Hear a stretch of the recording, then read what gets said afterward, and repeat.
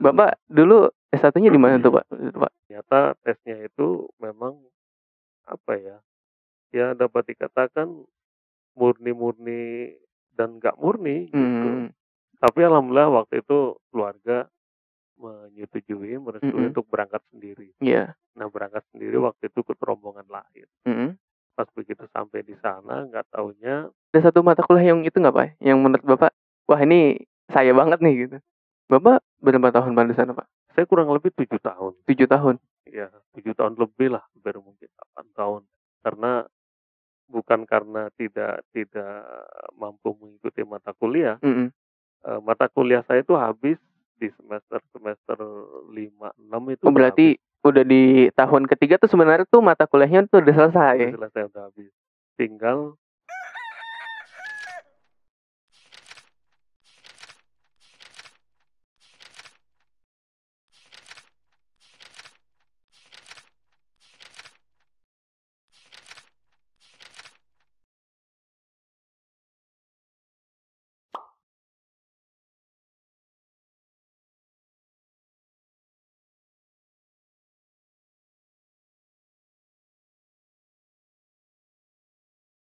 Assalamualaikum warahmatullahi wabarakatuh.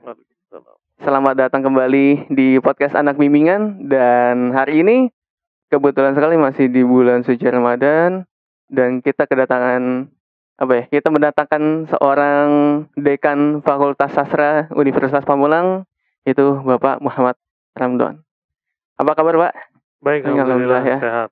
Alhamdulillah, terima kasih Iya, atas Pak. undangannya. Nah, Pak, kegiatan sekarang apa sih, Pak? Sebagai dekan, Pak? Iya, kalau kegiatannya karena kita di struktural ya. Mhm. Struktural itu dosen sama dekan itu yang harus standby di tempat. Oh, Karena untuk pelayanan akademik, iya. Biasanya ada yang kemudian tanda tangan. ya rapat, kemudian berkas-berkas yang perlu ditandatangani, atau Mhm. kadang ada kunjungan yang harus kita kunjungi ya, Iya. entah itu kerjasama ataupun mungkin dari pihak luar ada yang ingin bertemu dengan lembaga ya, Mhm. kaitannya dengan lembaga Unpam atau Fakultas Sastra Oke. khususnya, ya emang saya harus standby. Mhm. Jadi apa istilahnya nggak ada hari liburnya. Iya. Berarti Sabtu Minggu datang Sabtu masuk, Minggu nggak? Minggu enggak. Tapi kalau ada kegiatan pun Minggu kita masuk. Oh. Seperti misalnya apa wisuda Mhm. gitu ya. Kalau ada Oh iya wisuda bener. kegiatan-kegiatan penting juga Mhm. kita masuk. Iya. Atau misalnya kayak kemarin kita berkunjung ke Serang ataupun ke wilayah-wilayah Banten sana Mhm. itu, Oke. Kampung Baduy Mhm. atau ke wilayah lain kaitannya dengan program kerjasama fakultas ataupun prodi, ya Mhm. Minggu masuk. Oke. Nah, mungkin sedikit ice breaking aja. Mungkin Pak Ramdon belum nggak ingat kali. Pertama kali saya ketemu Pak Ramdon itu di semester kedua. Oh sempat Iya. ketemu ya dengan saya? Ketemu sama Bapak di semester kedua. Mata kuliahnya apa dulu ya? Mata kuliahnya itu dulu pendidikan Pancasila pertama ya? Apa kewarganegaraan deh saya lupa. PKN ya. PKN ya betul. Karena yang saya ingat Bapak minta saya untuk cari buku Bapak. Itu. Oh. Apa Iya, teori iya. keadilan Keadilan sosial iya. Ini betul. Waktu itu saya suruh baca bukunya Bapak. Itu tuh bukunya temunya susah tuh, Pak. Waktu itu saya cari di mana? Di pasar-pasar buku kok nggak ada ya. Akhirnya dikasih tahu teman, coba aja cari di perpus Unpam. Iya ketemu. Akhirnya ketemu Iya. juga. Nah, Pak, sedikit nih Pak, kan banyak yang nanya nih Pak nih ke saya nih. S1 Bapak itu kan stratanya itu kan LC tuh, Pak. Nah, Oh, tuh. iya, iya. Nah, banyak itu yang nanya ke saya, emang LC itu sebenarnya strata di mana sih gitu. Oh, itu. Bapak dulu S1-nya di mana tuh, Pak? Pak? Iya, emang agak unik ya. Mhm. Saya itu dalam perjalanannya Mhm. untuk akademik itu Mhm. walaupun linear, Iya. di S1, S2, S3 itu memang bidang saya adalah filsafat. Oke. Tepatnya itu kalau di S1 Mhm. memang dulu saya dapat beasiswa dari Al-Azhar University Oh, Al-Azhar yang di sini atau yang yang di oh, yang di Kairo, Kairo. Kairo Mesir. Karena latar belakang saya itu dulu dari pesantren ya, Iya. Oh, dengan berarti Bapak dulu pesantren, Pak? iya saya pesantren. Selama 12 tahun atau Pesantren berarti saya 6 tahun. 6 tahun ya? 6 SMP, tahun. SMA berarti SMP, jatuhnya, Pak? SMA. Di mana, Pak, kalau boleh tahu, Pak? Di Darun Najah. Darul Najah. Darun Najah ini Kebayoran Lama ya, Pesanggerahan. Oh, iya iya. Tahu. Iya, tempatnya Ustadz Arifin Ilham. Iya, betul. Arifin Ilham itu kakak kelas saya setahun. Oh, beda setahun. Beda setahun. Asramanya itu kamarnya bersebelahan. Ya, kenal baik Kenal lah. baik. Cuma karena perjalanan apa istilahnya hidup kita berbeda, Iya, beda. jadi udah nggak ketemu lagi. Mm-mm. Nah, dari situ saya ikut tes untuk mendapatkan beasiswa. Iya, di pas akhir-akhir udah mau lulus pesantren, Pak. Udah lulus. Oh, udah lulus. Bahkan sempat saya istilahnya nggak dapat kuota ya. Oh. Nggak dapat kuota karena memang saya merasakan sekali dulu ya, tahun-tahun 90-an itu begitu maraknya KKN ya. Iya. KKN itu mungkin anak-anak muda milenial kurang akrab ya. Kurang akrab. Kalau sekarang apa ya jatuhnya ya? KKN itu ya? KKN ya kalau definisinya kan korupsi, kolusi, nepotisme. Iya. Jadi kalau kita ingin masuk tes, ikut tes gitu ya, atau masuk ke dunia kerja, kalau nggak ada teman, sahabat, people saudara, inside, nyebutnya sekarang people inside, orang dalam. Oh gitu, iya. orang dalam. Itu udah kayak kita masuk dalam lubang jarum gitu. Susah masuk. Saya ngalamin itu. Jadi tahun pertama tuh mental saya nggak dapat. Oh, okay. Akhirnya tahun kedua karena tahun pertama itu nggak dapat gitu ya. Saya ngajar di alma mater sama kuliah itu di situ sambil nunggu tahun berikutnya buka gitu. Karena memang persaingannya luar biasa kan.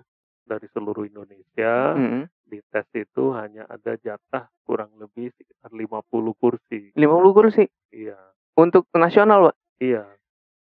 Jadi wow, dari seluruh lembaga atau sekolah atau pesantren seluruh Indonesia itu dites.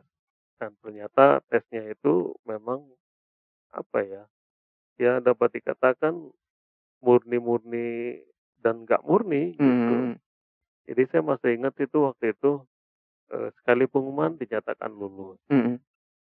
Pengumuman berikutnya dinyatakan cadangan. Pengumuman berikutnya dinyatakan tidak lulus. Jadi kayak begitu. Dan ternyata saya nanya ke senior-senior saya yang sudah berangkat ya keluar negeri. Memang seperti itu. Jadi sistemnya memang kayak gitu, Pak, berarti, Pak? Iya, waktu itu sistemnya memang apa ya, nggak kondusif lah. Jadi kasihan anak-anak muda Indonesia yang punya kemampuan, punya skill individu yang bagus, tetapi tidak memiliki channel ya. Tidak punya kesempatan pun juga ternyata bukan kesempatan. Betul, gitu. Akhirnya banyak yang terpental gitu. Nah, sementara yang memiliki hubungan baik atau saudara, kerabat atau siapalah gitu ya. Nah itu yang akhirnya dapet. Gitu. Tapi akhirnya alhamdulillah saya tahun kedua itu gimana ya waktu itu ceritanya itu akhirnya inilah lulus masuk tuh, Pak. Lulus masuk tapi kayak begitu namanya masih ngambang. Oh, jadi antara iya atau enggak? Iya, antara iya dan enggak. Akhirnya keluarga saya memutuskan udahlah berangkat aja tapi dengan cara biaya sendiri. Oh, tapi memang kalau lulus itu biayanya dibiayain, Pak, langsung berangkat ke sana? Iya, kita berangkat rombongan harusnya ya. Iya. Tapi karena waktu itu saya masih ya kayak begitu. Jadi nekat tuh, Pak, jatuhnya, Pak. Nekat atau gimana jatuhnya? Ya persisnya sih kan saya ngambil dari Ormas Muhammadiyah. Jadi kan 50 kursi itu ke Al-Azhar Mesir itu dibagi-bagi Iya. ke pesantren Gontor, berapa calonnya, ke NU berapa, ke Muhammadiyah berapa, Al-Wasliyah berapa, gitu. Nah, saat saya masuk lewat pimpinan pusat Muhammadiyah, jatahnya juga kalau nggak salah 4 apa 5 gitu. Tapi ya termasuk saya urutan yang paling buncit kan. Secara urutan ya. Karena ya itu tadi lah. Karena banyak faktor lain. X itu. Iya. Ya akhirnya karena mungkin kita berangkat dari masyarakat biasa kan. Kemudian ya walaupun saya latar belakangnya keluarga Muhammadiyah gitu kan. Saya pengurus, ibu saya pengurus, orang tua keluarga juga aktivis gitu. Iya. Kan. Tapi kan masih ada yang apa ya?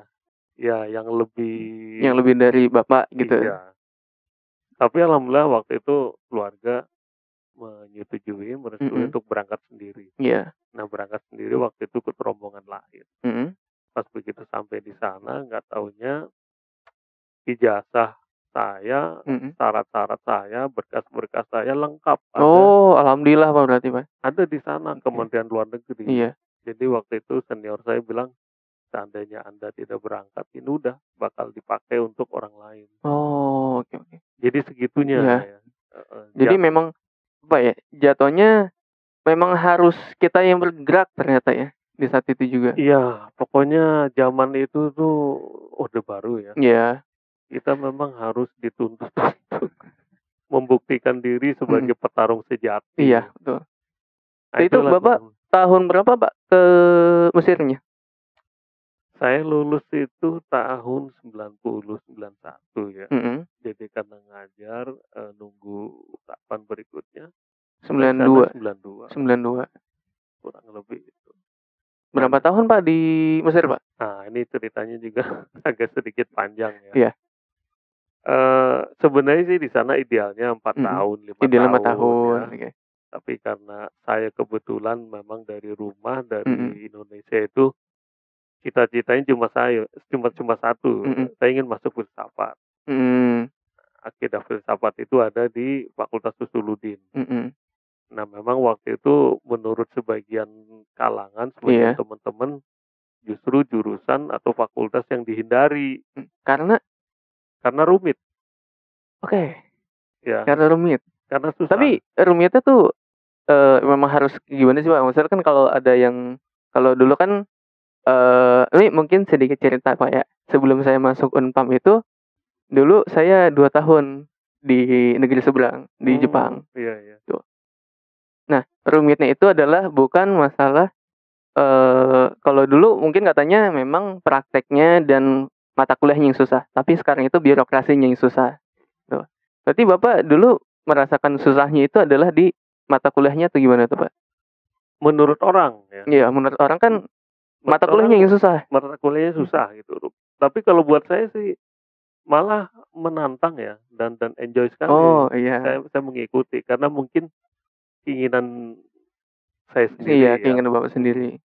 Nah memang di jurusan filsafat itu mata kuliahnya itu unik yang nggak dipelajari di jurusan lain.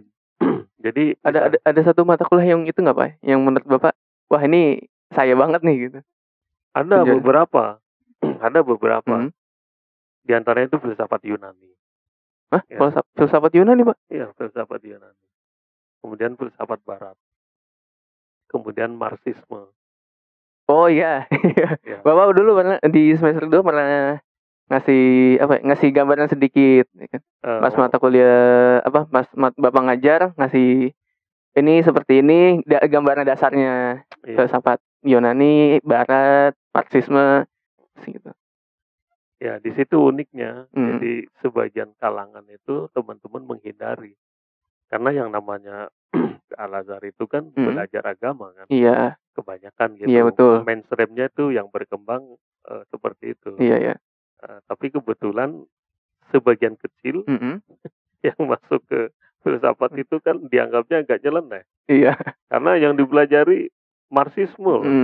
Ya, kemudian aliran-aliran pemikiran Barat. Iya. Ya, kemudian belum lagi filsafat Yunani. Di samping tetap kita itu belajar filsafat Islam, Iya. kita belajar tasawuf, kita juga mempelajari ilmu hadis, ulumul Quran, dan juga kita tetap wajib menghafal Al-Quran kan? Iya. Karena kita diwajibkan harus hafal 8 juz. 8 juz, Pak. 8 juz itu kan kurang lebih seperempatnya. Al-Quran. Lumayan juga 8 juz. Itu Bapak ngabalin dari 1 sampai 8 atau ngacak tuh, Pak? Dari Al-Baqarah. Dari Al-Baqarah berarti sampai ke Al-An'am ya. Juz ke-8 makanya ya. Iya. Saya lupa lagi. Aduh, udah jalan. Pantesan dari kemarin banyak yang protes. Iya. Tapi dari 1 sampai ke 8 itu Bapak hafalnya berapa lama tuh, Pak? Ya, pokoknya untuk selesai strata 1 di sana ya harus lulus ujian. Diuji dari juz 1 sampai juz 8. Kalau misalnya gagal ya harus ngulang. Gagal. Tapi benar-benar ada yang sampai mungkin 5 tahun lebih, bahkan 8 tahun. Ada, Pak. Ada beberapa orang. Termasuk saya. Bapak berapa tahun Pak di sana, Pak? Saya kurang lebih 7 tahun. 7 tahun? Iya, 7 tahun lebih lah, baru mungkin 8 tahun. Karena bukan karena tidak mampu mengikuti mata kuliah.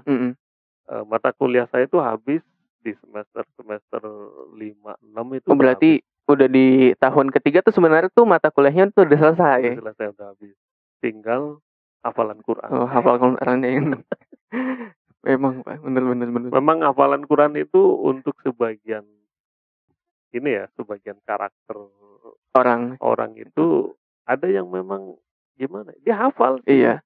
Tetapi untuk sampai detail, iya, itu ngalami kesulitan. Iya, betul. Gitu. Sebaliknya, bisa jadi yang bukan tipe karakter penghafal, secara nalar logikanya kuat. Ada seperti itu. Ada sebaliknya, yang memang dia punya karakter penghafal persis, tekstual. Tapi begitu dia untuk menarasikan dalam bentuk nalar logika ya, atau improvisasi, dia mengalami kesulitan yang luar biasa. Nah mungkin termasuk itu saya karakternya itu bukan penghafal, tapi nalar yang mungkin nalar yang luar karena biasa. Mungkin terbiasa dengan pola berpikir di jurusan filsafat itu. Tapi itu semuanya Pak, wajib semuanya untuk menghafalkan Quran? Wajib di sana semua 8 juz zaman saya ya. Oh, sekarang berapa ya? Sekarang itu sudah diturunkan, kabarnya itu cuma 4 juz. Gitu, 4 juz. Malah saya pikir ada nambah lagi gitu. Dulu malah 30 juz. 30 juz? Kalau untuk Fakultas Syariah Hukum. Oh. Jadi teman-teman saya, bukan teman, kakak kelas ya, senior yang masuk kuliahnya itu tahun 80-an, 85, itu masih kena peraturan lama. 30 juz. Sehingga mereka itu sudah lulus mata kuliah semua. Tinggal hafalan aja. Karena di sana kan sistemnya bukan sistem SKS. Sistemnya kayak gimana, Pak? Sistemnya paket. Oh, paket. Gitu. Dan sistem paketnya pun setiap kali ujian itu sistemnya gugur. Kalau misalnya nih tingkat pertama dapat mata kuliah 14 mata kuliah. Iya. Gitu ya. Nah, hanya dibolehkan untuk bisa naik ke tingkat 2. Minimal itu dia hanya boleh meninggalkan 1 atau 2 mata kuliah. Tapi kalau lebih dari 2, entah itu 3 atau 4 atau 5, ya sudah 3 atau 4 atau 5 mata kuliah itu harus dihabiskan di tahun berikutnya. Jadi ini Pak, jadi kayak nombok gitu ya? Iya. Kurang lebih seperti itu. Serem juga. Tapi total paketnya pas di zaman Bapak itu ada berapa, Pak? Berapa mata kuliah? Ya, kurang lebih 14 mata kuliah dikali 4 lah, berapa itu? Berapa ton? 56 ya? Ini pada mikir lagi. 56 bener. 56 mata kuliah. Ya, lumayan juga tuh, Pak. Iya. Lumayan. Kita berapa mata kuliah sih, Sen? Berapa mata kuliah? Iya, total. Ingat gak? Saya lupa berapa mata kuliah. Beda ya. Kalau di kita kan SKS. Oh iya, kalau kita hitungan SKS. Dan kadang SKS itu kan satu mata kuliah bisa dijadikan 2 SKS, bisa dijadikan 3, bisa dijadikan 4 SKS kan. Iya ya. Nah baru sekarang ini katanya di Al-Azhar Kairo itu sistem SKS. Sistem SKS. Berarti ada nggak sih Pak kesusahan Pak, kesulitan belajar ketika Bapak di Kairo sana Pak? Ya kalau kesusahan pasti ada ya. Terutama kalau yang saya rasakan itu dan rata-rata mahasiswa asing di sana itu bahasa. Oh iya. Karena bahasa yang digunakan di sana kan bahasa Arab. Dan bahasa Arabnya itu ada 2. Kalau untuk bacaan buku, teks ya, baca koran, terutama buku lah. Buku mata kuliah itu adalah bahasa fushah. Apa itu Pak bahasa fushah itu adalah bahasa tekstual. Oh, tekstual. Jadi yang kita pelajari di pesantren-pesantren, di madrasah-madrasah, untuk bisa membaca dan memahami satu kitab ya atau buku. Iya. Itu bahasa baku namanya. Oh iya. Bahasa baku. Tetapi beda lagi dengan bahasa keseharian. Itu beda lagi tuh. Beda lagi. Bahasa komunikasi ya? Bahasa komunikasi. Karena bahasa komunikasi sana ya kalau dalam bahasa Inggris contextual language. Iya. Bahasa pasar. Iya, bahasa pasar. Karena begini, bahasa Arab itu kan sudah berkembang sekian ratus tahun. Iya. Jadi apa yang ada dalam teks buku ataupun Al-Quran maupun hadis itu sudah banyak bergeser. Jadi kalau misalnya kita ke pasar belanja atau pergi ke supermarket, itu yang digunakan oleh masyarakat Mesir sana bukanlah bahasa yang ada di buku, bukanlah bahasa yang ada di Al-Quran ataupun bahasa yang para santri atau siswa di seluruh dunia mempelajari bahasa Arab. Beda jatuhnya. Jadi kalau misalnya kita ngomong nih, nawar satu barang atau alat di toko atau di pasar, kita pakai bahasa fushah, bahasa baku, orang Mesir itu pasti akan menjawabnya dengan jawaban Shadaqallahul Azim. Oh, selalu gitu, Pak? Iya, selalu begitu. Karena dianggapnya apa? Kita sedang baca Al-Quran. Oh. Karena bahasanya itu sudah bukan bahasa yang seperti berlaku dalam bahasa baku. Oke. Tapi lucu juga maksudnya tuh ternyata sampai segitunya. Iya, rumit. Oke.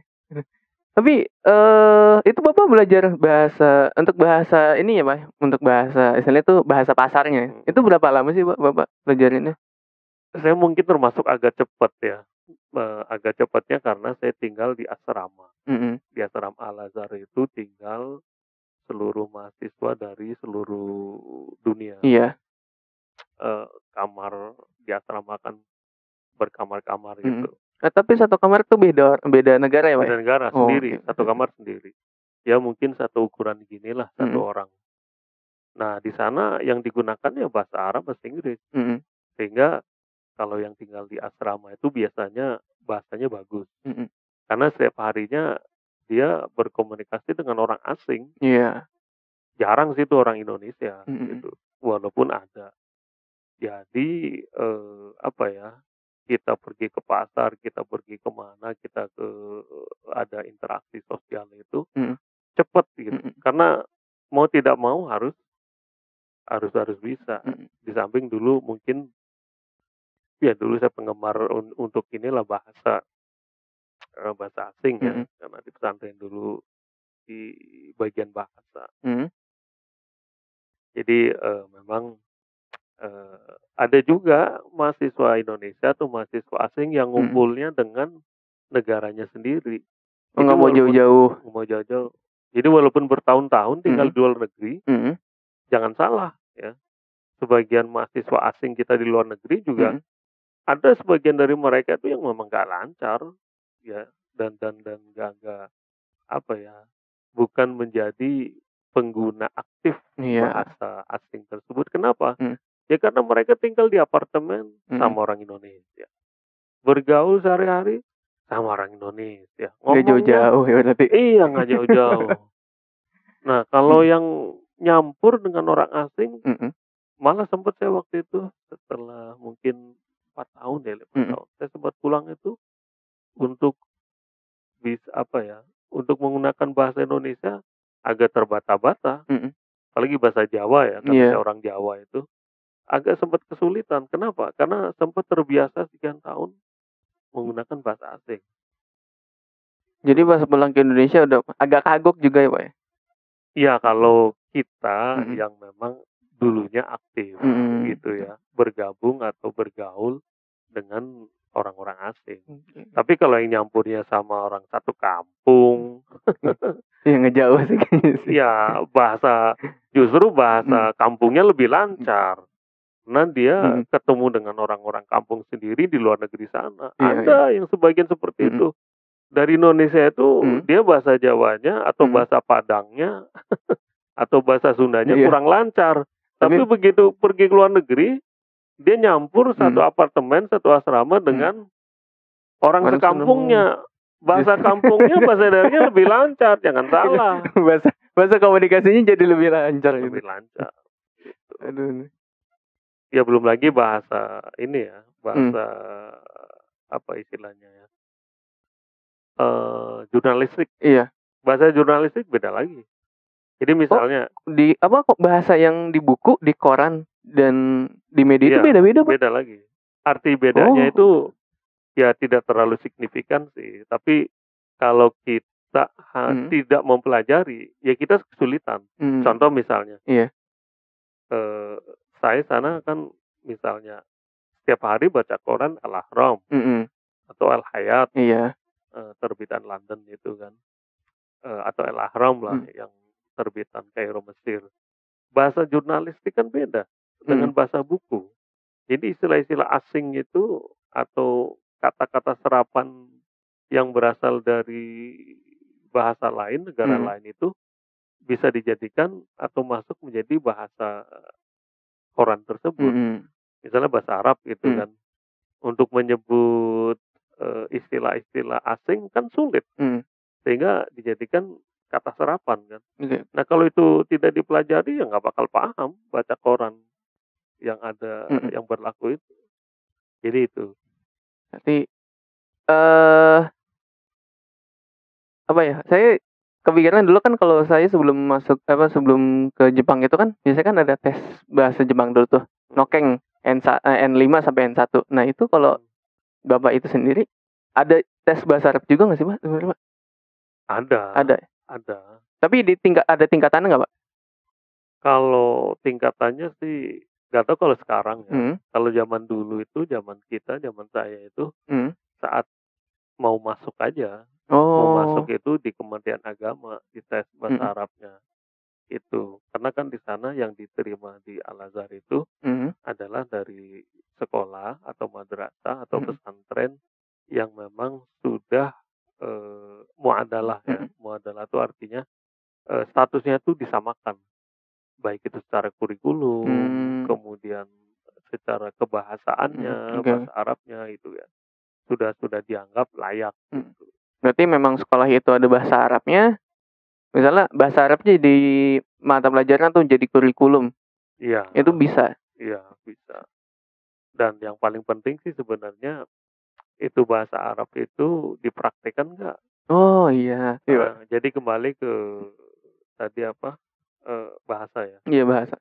Yang kita amati ya, kalau teman-teman yang hanya sekolahnya pulang pergi, maksudnya sekolah madrasah ya, atau sekolah umum yang mempelajari bahasa Arabnya itu ya sekedarnya lah gitu ya. Cuman untuk mendapatkan nilai. Untuk dapat nilai atau hanya mempelajari saat di kelas Iya. gitu ya.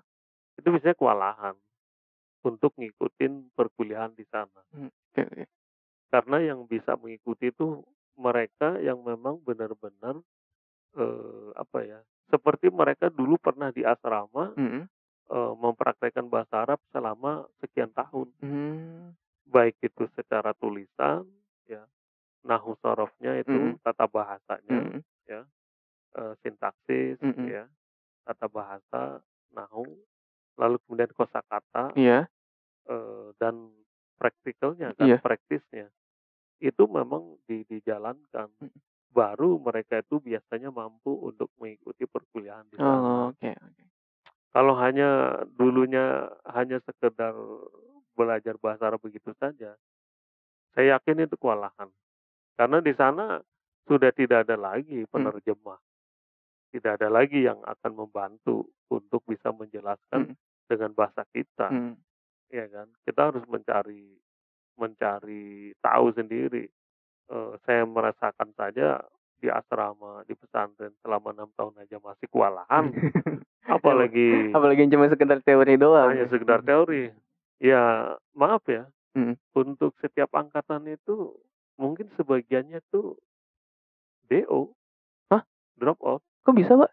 Karena nggak sanggup ngikutin perkuliahan di sana. Oh iya, bener. Itu resikonya ya. Bener. Jadi jangan disangka misalnya sanggup kuliah ke luar negeri itu akan bisa selesai dengan baik. Iya. Sebagian dari mereka kalau yang nggak sanggup nggak mengikuti, ya mereka resikonya di DO. Karena Anda mungkin merasakan Iya. lah. Kalau saya kan DO-nya kan administratif, Pak. Bukan mata kuliah. Disclaimer aja. Dari kemarin banyak yang bilang, oh berarti Bang Rijal dulu DO karena ini dong, karena bahasa dong, enggak, administratif. Jadi sulitnya itu dulu ada apa ya? Mungkin sama kayak Bapak di Kairo sana. Kalau kita itu harus mengikuti kegiatan dari yayasan atau yang memang ngasih beasiswa. Kalau saya kan dulu memang gitu, Pak. Ya niatannya cuma belajar aja. Tapi ternyata di ujung-ujung semester 5 kena dicabut karena kan nggak pernah ikut gitu kan selama 2 semester. Jadi nggak bisa bertahan di sana, akhirnya pulang. Gitu.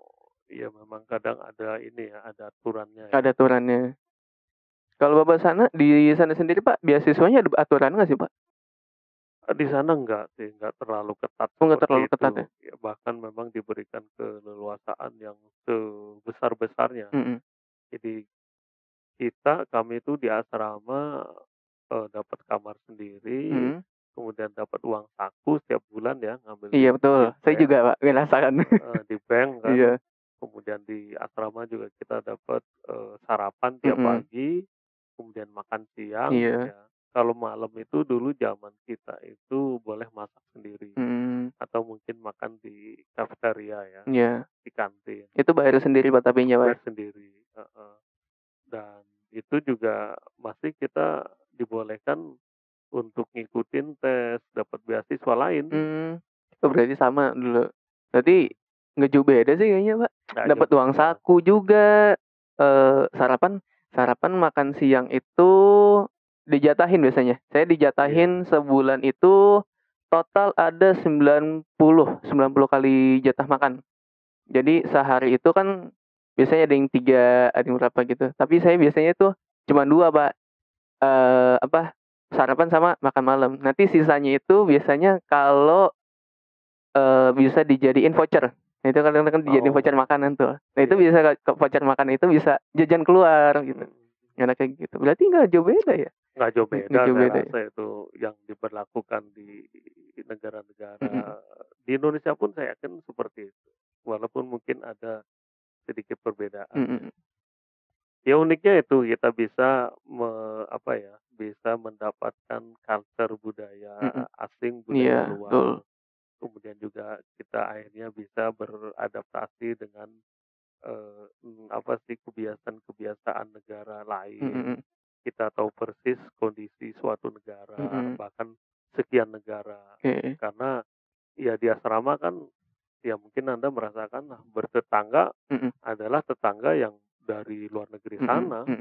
Setiap hari kita ya kalau nggak pakai bahasa Inggris ya bahasa Arab gitu kan. Kalau di Mesir, bahkan sebagian Perancis ya, karena di Afrika itu kan mayoritas. Iya, karena Kangse. Iya, betul. Tuh. Ada teman saya, Pak, satu kelas orang, saya lupa nih, antara Afrika Selatan atau Sudan gitu, saya lupa nih. Dia bahasa Jepang kan begitu bagus. Cuman ketika mata kuliah bahasa Perancis, Pak, waduh, kita nanya mulu sama dia, Pak. Iya. Karena memang gitu. bahasa kedua orang Afrika itu dapat dikatakan yang lebih populer bahasa Perancis, baru kemudian bahasa Inggris. Iya, betul. Jadi kalau boleh saya membagi, Afrika Afrika Utara itu hampir semuanya Perancis. Ya, dari mulai Tunis, Maroko, Aljazair juga. Aljazair, Mesir, kecuali Libya. Libya karena kan Itali. Dalam kesehariannya itu mereka baik itu berita di televisi, radio, koran, itu parle français, bahasa Prancis gitu. Baru kemudian bahasa Inggris. Dan memang logat lidahnya itu lebih kena dengan bahasa Prancis. Nah, apalagi Afrika di bagian selatan. Afrika Tengah, kemudian Afrika yang bagian paling bawah kalau di peta, itu rata-rata Prancis. Jadi mereka itu menggunakan dalam keseharian, kemudian pengantar bahasa di sekolah, di universitas, di pasar-pasar, di media massa, mereka lebih akrab dengan bahasa Prancis. Jadi bukan hanya belasan bahasa daerah, tapi mungkin puluhan, bahkan ratusan, Pak. Kalau masih usia muda masih bisa. Karena secara teori itu kan yang saya tahu ya.